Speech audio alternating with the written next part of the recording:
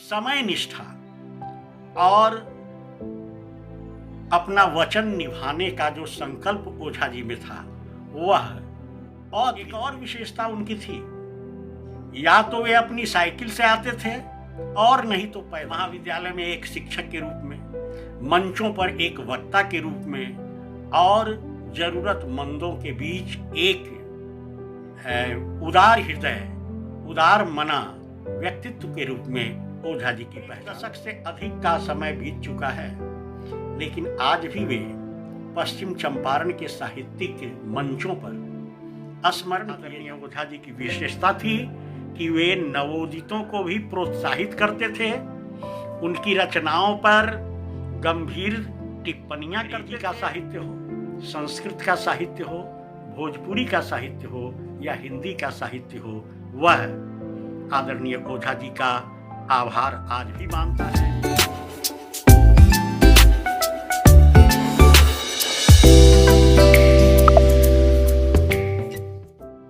ये professor doctor परमेश्वर भक्त का आवास है बिहार के पश्चिम चंपारण जिले के बेतिया शहर में। प्रोफेसर परमेश्वर भक्त एमजे के कॉलेज बेतिया में स्नातकोत्तर हिंदी विभाग के अध्यक्ष रहे हैं और प्रोफेसर रविन्द्रनाथ ओझा के व्यक्तित्व से बहुत प्रभावित, हर जगह हर मंच से प्रोफेसर ओझा के व्यक्तित्व की विशेषताओं का बखान करते रहते हैं। और हाँ, पेड़ पौधों के अतिशय शौकीन प्रेमी, अपने घर के छत पर ही उन्होंने अच्छा खासा उद्यान तैयार कर डाला है। और यहां जब हम आए ही हैं तो क्यों ना अद्भुत व्यक्तित्व चंपारण विभूति प्रोफेसर रविन्द्रनाथ ओझा के बारे में उनसे एक साक्षात्कार कर ही लें। आज मैं पश्चिम चंपारण जिले के मुख्यालय बेतिया शहर के एक प्रतिष्ठित महाविद्यालय महारानी जानकी कुंवर महाविद्यालय बेतिया के अंग्रेजी विभागाध्यक्ष स्वर्गीय प्रोफेसर रविन्द्रनाथ ओझा उर्फ RN ओझा जी के संबंध में कुछ बातें आपके सामने रखना चाह रहा हूं। जब मैं 1980 में महारानी जानकी कुंवर महाविद्यालय के हिंदी विभाग में आया, उस समय एक जिस आकर्षक व्यक्तित्व से मेरी पहली मुलाकात और परिचय हुआ, वे थे स्वर्गीय रविन्द्रनाथ ओझा जी। अंग्रेजी के विभागाध्यक्ष थे। हिंदी, अंग्रेजी, संस्कृत और उनकी मातृभाषा भोजपुरी पर उनका विशिष्ट अधिकार था।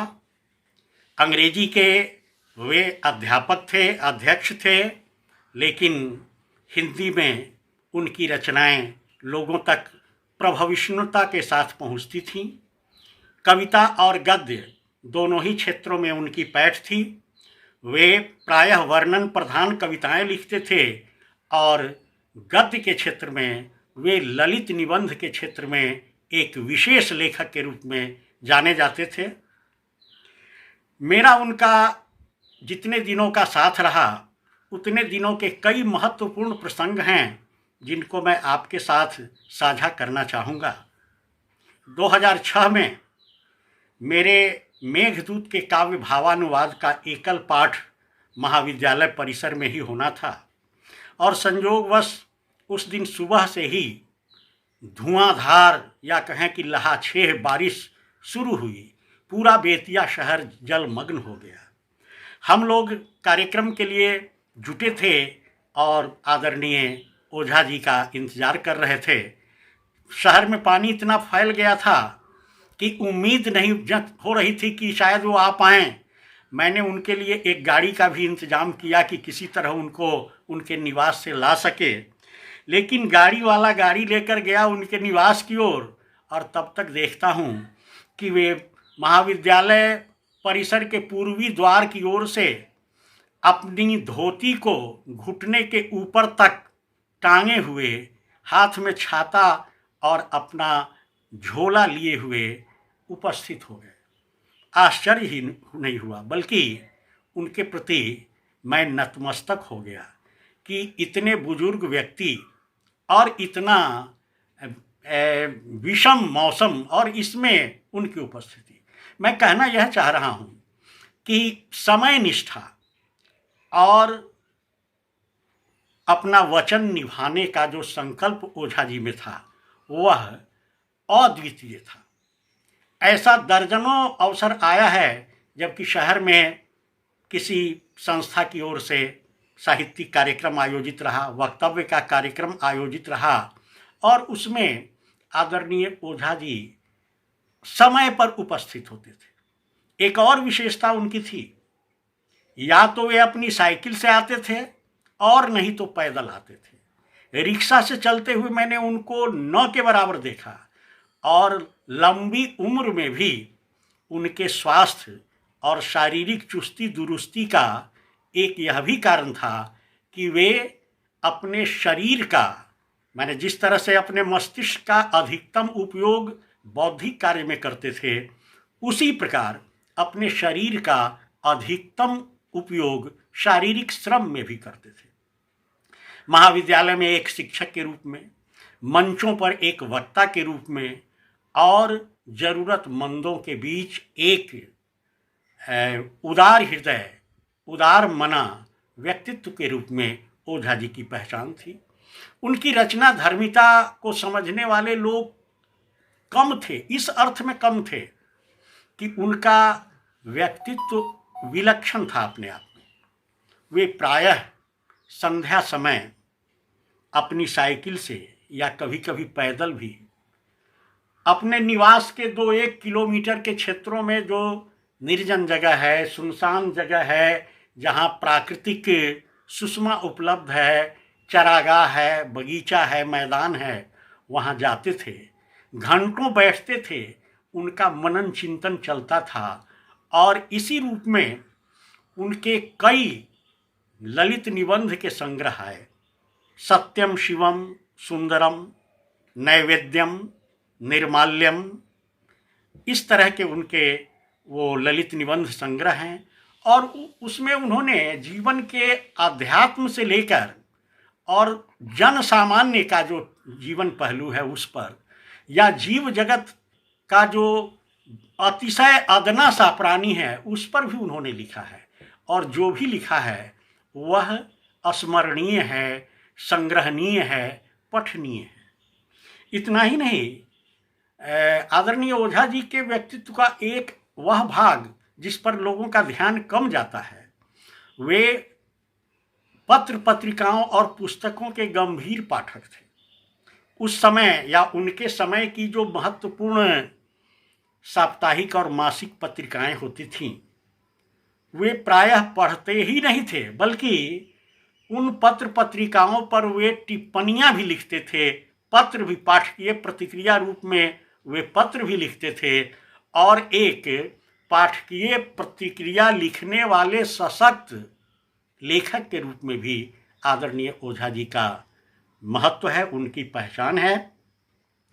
आज उनको गुजरे हुए 1 दशक से अधिक का समय बीत चुका है, लेकिन आज भी वे पश्चिम चंपारण के साहित्यिक मंचों पर स्मरण किए जाते हैं। उनकी अनुपस्थिति लोगों को खलती है। एक बार उन पर विप्रा बहुधा बदंती शीर्षक से एक पुस्तक उनके जीवन पर आई है और विद्वान लेखक, कवि, साहित्यकार और आलोचक आदरणीय ओझा जी के जीवन के विविध पहलुओं पर उसमें विचार किया गया है। मैं समझता हूँ कि किसी व्यक्ति ने उनको जिस भी कार्यक्रम के लिए आमंत्रित किया और उन्होंने अगर स्वीकार लिया तो उसमें उनकी उपस्थिति अनिवार्य होती थी या अनिवार्य रूप से वे उपस्थित मिलते थे और कार्यक्रम के अंत तक वे बैठते थे। प्रायः ऐसे भी लोग होते हैं जो अपना वक्तव्य देने के बाद या अपना काव्य पाठ कर लेने के बाद मंच से ओझल हो जाते हैं, पंच से ओझल हो जाते हैं, लेकिन आदरणीय ओझा जी की विशेषता थी कि वे नवोदितों को भी प्रोत्साहित करते थे, उनकी रचनाओं पर गंभीर टिप्पणियां करते थे और उनको उत्साहित करते थे। और यही कारण है कि अंग्रेजी का साहित्य हो, संस्कृत का साहित्य हो, भोजपुरी का साहित्य हो या हिंदी का साहित्य हो, वह आदरणीय ओझा जी का आभार आज भी मानता है। हम लोग जब कभी महफिलों में बैठते हैं, गोष्ठियों में बैठते हैं, तो उनकी यादें आती हैं। उनके काव्य पाठ का वह अंदाज स्मरण होता है जब वे अपनी कविता का पाठ करते करते पसीने से लथपथ हो जाते थे, यानी पूरी तरह आंतरिक ऊर्जा लगाकर वे अपने काव्य का पाठ करते थे, जिसको हम शब्द ब्रह्म कहते हैं। उस शब्द ब्रह्म को वे नाद ब्रह्म से जोड़कर पाठकों तक पहुंचाते थे। और इस रूप में स्वर्गीय ओझा जी हम लोगों की पुण्य स्मृतियों में सदैव निवास करेंगे। मैं उनकी स्मृतियों को नमन करता हूँ और चाहता हूँ कि उनके जो कार्य अप्रकाशित हैं, जो जहाँ तहाँ रखे पड़े हैं, उनके यशस्वी पुत्र जो दूरदर्शन से एक पदाधिकारी के रूप में सेवानिवृत्त हैं, डॉक्टर अजय ओझा जी, मैं उनके लिए यह संदेश देना चाहूँगा, आग्रह करना चाहूँगा कि वे उनकी उन अप्रकाशित कृतियों का संग्रह कर उन्हें स्वरूप देने का प्रयास करें। तो एक पुत्र के रूप में उनकी श्रेष्ठ श्रद्धांजलि भी उनके प्रति होगी। बहुत बहुत आभार, बहुत बहुत धन्यवाद। आपसे जुड़ने के लिए धन्यवाद।